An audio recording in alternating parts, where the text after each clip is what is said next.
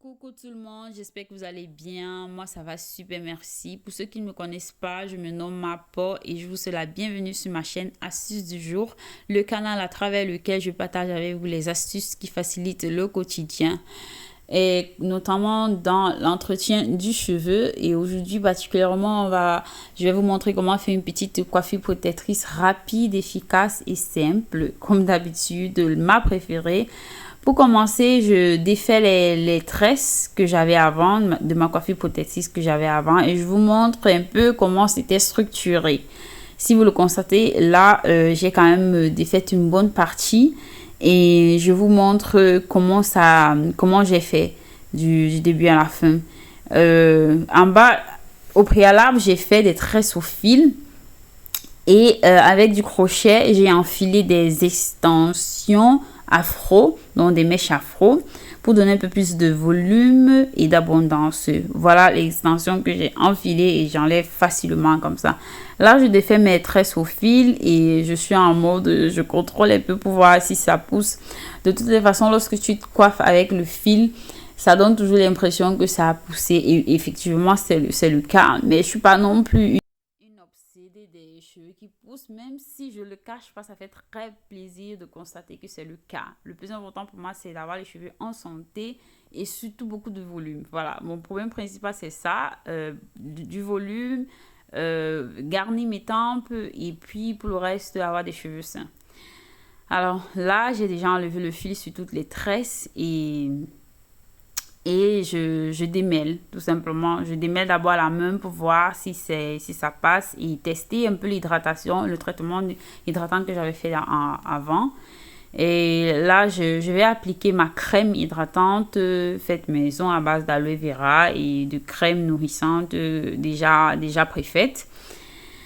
Et j'applique d'abord sur les racines, comme vous le savez, c'est la meilleure façon d'appliquer un produit sur la tête et je pense que c'était déjà abondant. Et là, je brosse avec ma brosse démêlante et puis je passe à l'application sur toute la tête.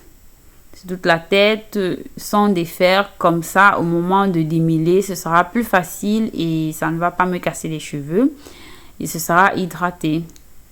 Donc, je mets sur toute la tête. Ainsi de suite. Et voilà. Cette crème, je l'ai faite à base d'aloe vera. Parce que je crois que c'est mon produit hydratant phare. Enrichi de ma crème nourrissante de base et des huiles essentielles et actifs pour la croissance des cheveux. Là, je passe au démêlage complet. Je vais démêler tresse par tresse. Et je constate que mes cheveux blancs ont poussé, ont augmenté tout simplement. Et voilà un peu à quoi ressemblent mes cheveux une fois que j'ai appliqué ma crème hydratante et nourrissante et que je démêle. Oh, j'ai l'impression qu'ils ont poussé, mais après, ils vont naturellement shrinker et ce sera comme si ce n'était pas le cas. Donc, mais pour moi, je sais voir la différence. Il suffit juste de faire une comparaison entre l'avant et après. Regardez, cette crème est tellement démêlante que après l'avoir appliquée, je passe le peigne et c'est limpide quoi. Regardez comment le peigne passe sans difficulté. C'est tellement agréable de se dire tiens, quand je peigne mes cheveux, ça fait pas mal et tout. Et puis bon, c'est aussi une façon pour moi de me rassurer que ce soit bien démêlé. Et quand je peigne de cette façon-là, je ne peigne plus. Je fais maintenant presque tout à la main. Là, je vais passer à l'application de mon huile scellante faite à base de beurre de karité. Je l'ai faite un peu lourde pour que vraiment elle conserve l'hydratation. Et d'huile de coco et d'actifs pour la croissance des cheveux. Bon, j'essaye de faire un bain d'huile vite fait. Je masse le cuir chevelu, phase très très importante pour maximiser la pénétration de l'huile dans le cheveu et pour un peu pour garnir mes tempes. Voilà, c'est mon astuce pour qu'elles ne sentent pas très très vide. J'applique du noir tout simplement et puis je brosse pour que ça donne un effet naturel. Alors la première chose que je fais pour ma coiffure protectrice, vous connaissez avec le chignon. C'est ma coiffure préférée, simple, efficace, rapide et très très jolie. Du coup, je la fais très souvent. Mais cette fois-ci, je vais mettre la frange. Donc, j'ai justement séparé la première partie qui est celle de devant. Et je m'apprête à faire le chignon. J'essaye de bien peigner pour que les cheveux aient presque le même niveau, étant donné que c'est pas la même longueur partout. Et j'attache avec du fil parce que l'élastique, parfois, ça te tire les cheveux pour rien et puis ça ne te donne pas l'effet que tu veux. Pourtant, avec le fil, lorsque tu attaches avec le fil ou avec une élastique un peu plus longue, ça te permet de t'arrêter où tu sens que sont les limites de tes cheveux pour ne pas trop les étirer et que ça fasse mal pour rien. Là, je vais passer je vais mettre ma postiche. Voilà, c'est une postiche qui est, disons, c'est une kinky. Une yaki autant pour moi, pour les vendeuses de perruques là, excusez-moi, une yaki qui a plus ou moins la texture des cheveux afro. J'aime bien quand c'est naturel, donc lorsque j'ajoute des extensions, je préfère lorsqu'ils ressemblent à mes cheveux de base. Donc j'ai fait une petite natte pour faciliter l'application de la postiche et je vous montre les épingles qui permettent tout simplement d'accrocher la postiche au bout de notre chignon. Comme vous pouvez le constater, voilà, ça que j'applique dans le cheveu. Je me rassure que ça ne me tire pas de la chevelure. Je serre avec la fronde élastique qui permet tout simplement de se rassurer que la postiche soit bien mise et assez résistante sur le cheveu. Et puis je vais passer à un lissage chauffant de mes cheveux. C'est une pratique que je n'aime pas, mais bon, pour la coiffure que je voulais faire, je n'ai pas trouvé de solution de suite. Du coup, malheureusement, je ne sais pas où est passée la partie où je lisse, mais voilà le résultat.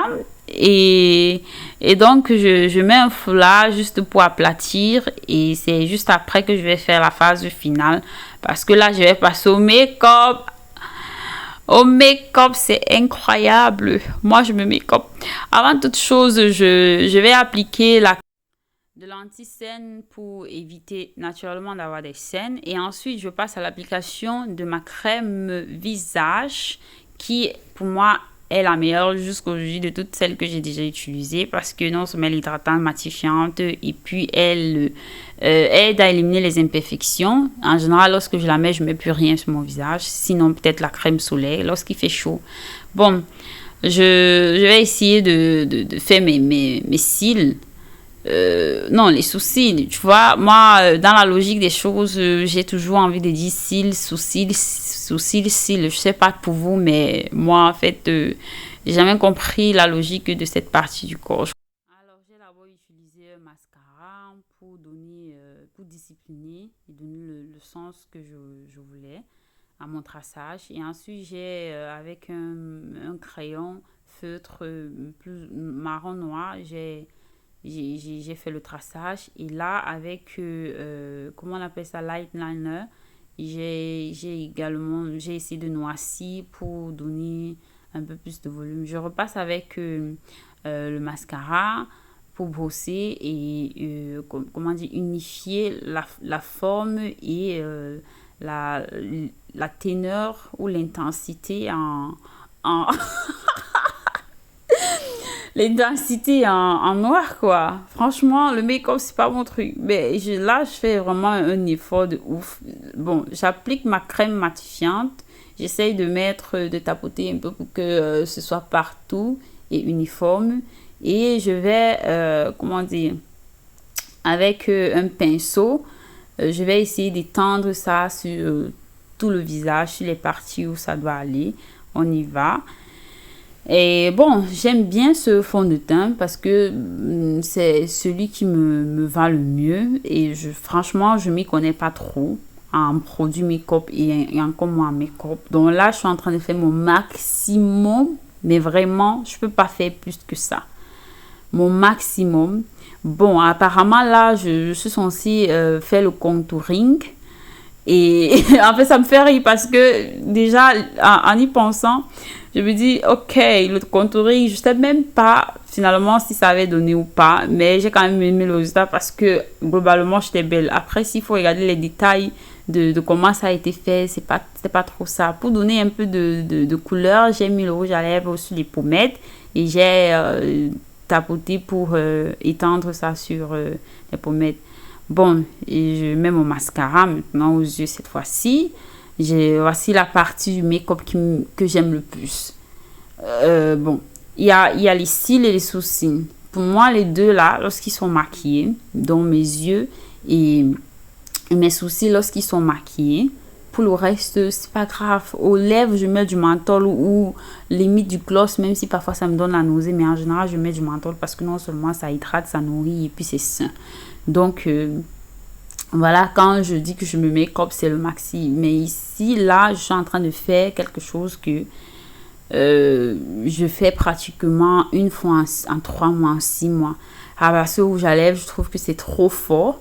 Et vous verrez où ça va finir en fait. Mais bon, voilà le résultat après que je me sois apprêtée. Et bien évidemment, j'ai retiré le rouge à lèvres parce que ça ne me plaisait pas. C'était trop fort, c'était trop lucide. Et voilà le total look. J'ai sauté beaucoup d'étapes, mais voilà, je voulais pas tout ça trop long. Et voilà, c'était pour un mariage. Voilà le total look. J'espère que vous avez aimé. Connectez-vous, commentez et partagez. Ciao!